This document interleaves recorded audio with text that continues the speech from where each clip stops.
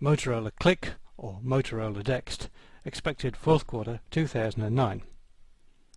Motorola today finally announced their long-awaited first Android handset, codenamed the Motorola Morrison, based on a customized version of the Android operating system, which is designed to provide seamless integration with social networking sites and messaging applications. Known as the Motorola cliq on T-Mobile USA and the Motorola dext on Orange in France and the UK and Telefonica in Spain and Latin America, it integrates very closely with Motorola's brand new motoblur service, which is a combination of software and services that Motorola hope will differentiate their new offering. This is rather more than a standard handset with a vanilla version of Android. It's very clear that Motorola have put in a significant amount of work to enhance the end-user experience. For example, a motoblur widget can allow you to post status updates to several different social networking sites all at once, without having to bother with typing in all the different usernames and passwords. And it's not just about social networking. Motoblur can also integrate with corporate email systems such as Microsoft Exchange, and of course it supports standard Internet protocols and SMS messaging too. The Motorola cliq or dext can pull down contacts from all the different messaging systems with an aim to make the cliq dext a single unified point to manage disparate services.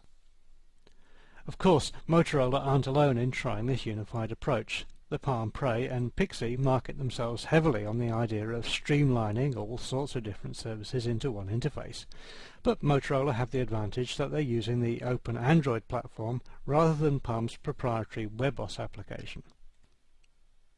Another innovation is the way that the Motorola cliq continually backs up all data to Motorola's motoblur servers. If the phone is lost, stolen or destroyed, then you don't need to worry about lost data. You can also track the motoblur via GPS remotely and initiate a remote wipe if needed.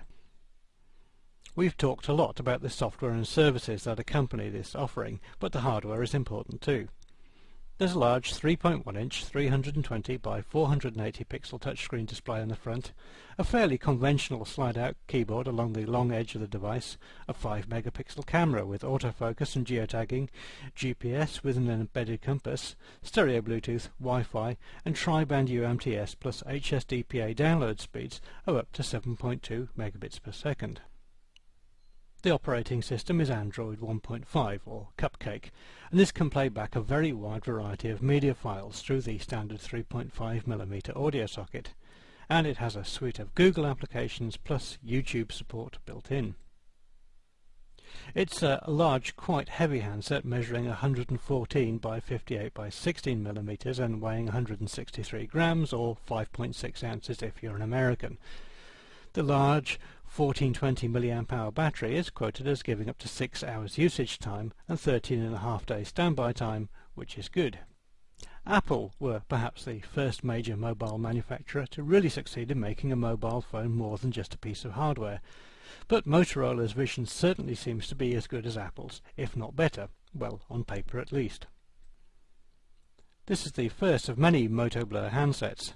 Motorola will announce another one for 2009 launch very soon, and they intend to launch several more Android devices during 2010. T-Mobile and Motorola hope to have the cliq and presumably motoblur available by the end of November 2009 in titanium and winter white colour schemes. So the question is, can Motorola succeed? We have to say that the cliq or dext looks great on paper, although we would prefer a higher resolution display such as the Nokia N900s. The integrated software and back-end services look good, and it seems to fit in with a well-defined roadmap. Plus, Motorola have to make this phone and the motoblur service work if they're to survive, as the future of Motorola as a mobile phone manufacturer depends on it. Perhaps today will be the day that Motorola finally turns around its long years of decline. We certainly hope so.